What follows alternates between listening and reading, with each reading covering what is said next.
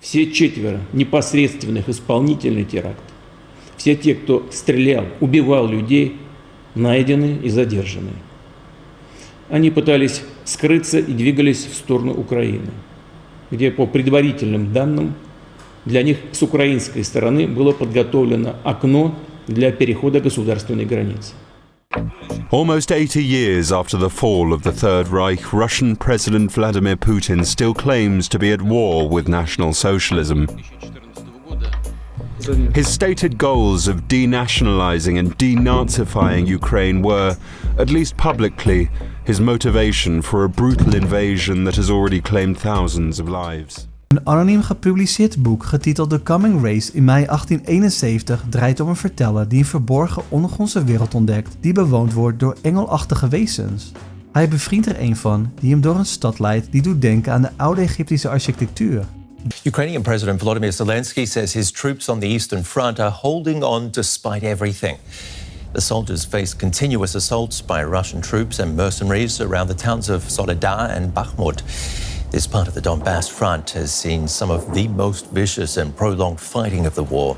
During this time, tourists visit the mining site. Salt production stopped there yet in 1980s. The guides say the salt deposit itself is hundreds of millions years old. Scientists once explained, when there was a cold climate long ago, a strip of anhydrite has been formed here, then a layer of salt, and then anhydrite again. And this is how a deposit was formed. It is from 250 to 270 million years old.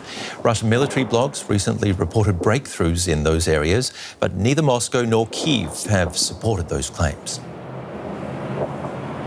During a recreational excursion, guests of the underground resort can play football, volleyball, or have a rest on a comfortable bed located in a separate part of the mine. The interior of the mine is complemented by different salt sculptures made by Ukrainian craftsmen on the walls.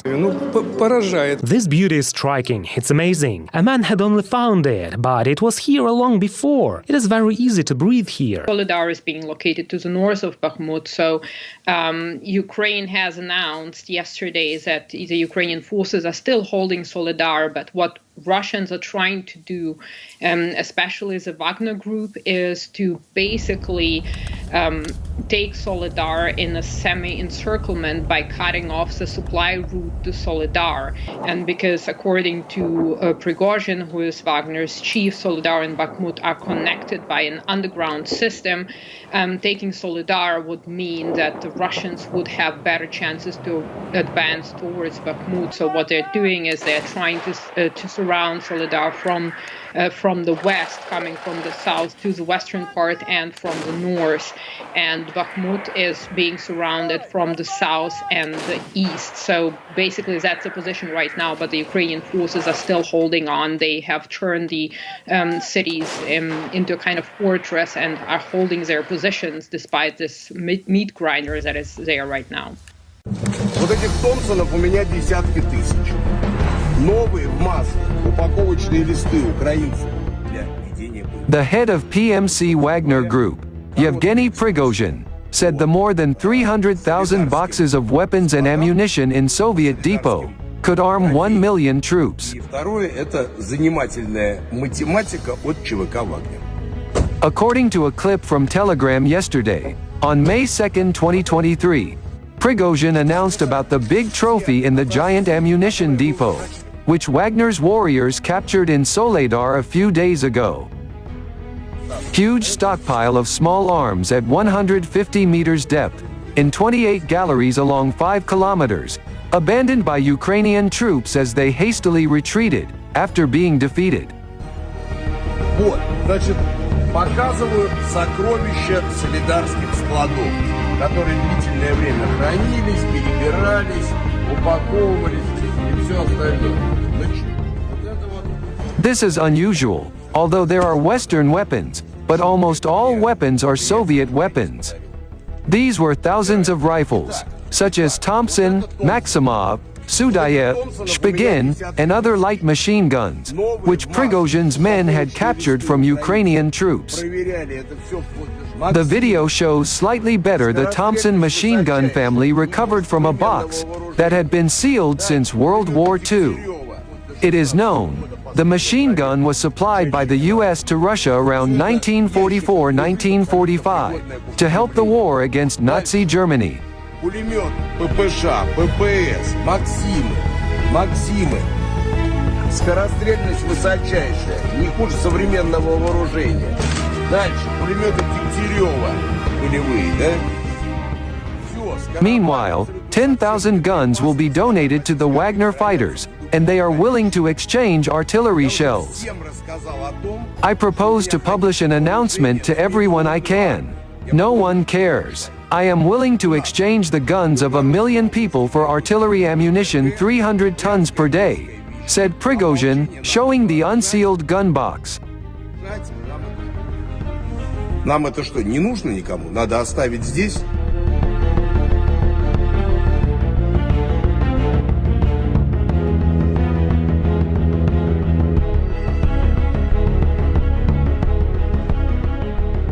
De associatie van een zwarte zon met het occulte kan worden herleid tot een Duitse roman uit 1991 getiteld De Zwarte Zon van Tashi Tumpo van een pseudonieme auteur Russell McCloud. Het symbool van de zwarte zon vertegenwoordigt een mystieke energiebron waarvan wordt geloofd dat het het Arische ras verjongt. An unusual meeting in June of 2018, one that's now coming to light.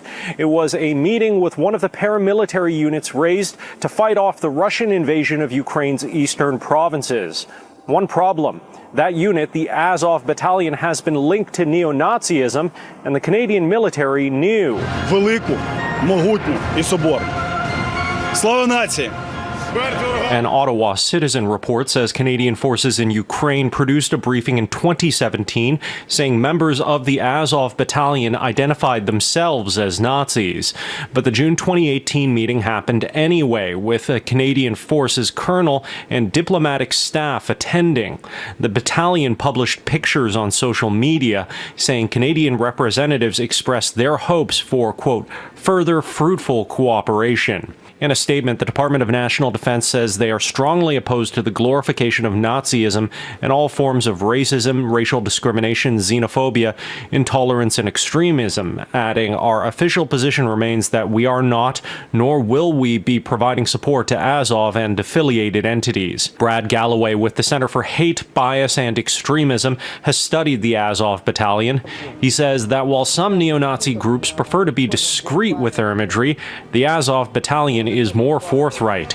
German news found members of the unit sporting SS symbols and swastikas, and Azov prominently places the wolf's hook and black sun, two symbols favored by the Nazis, on its crest. Maybe there's a wing of them that want to tone it down a little bit so it's playable in North America. You know, that could be one aspect of it, but I think with the way they're doing things over in Europe, I think it's as advertised. Galloway says what concerns him most is the Canadian government underestimating the reach of groups like the Azov Battalion. Similar to Canadians who join ISIS, Galloway warns that alienated far-right Canadians may see the Azov Battalion as a chance to turn ideology into action. Some risk I see is that guys giving up on the movement in North America and saying, well, we should organize and go to Eastern Europe where we can actually do something, we can make a difference. And that's I think, a huge risk. In Ottawa, Shaoli Lee, City News. It's time for Truth or Fake. That means James Creedon's in the house. Good evening, sir. Good evening, Mark. Starting with the rumours and reports in certain media that a Canadian former general has been captured by Russian forces in Ukraine. Truth or fake?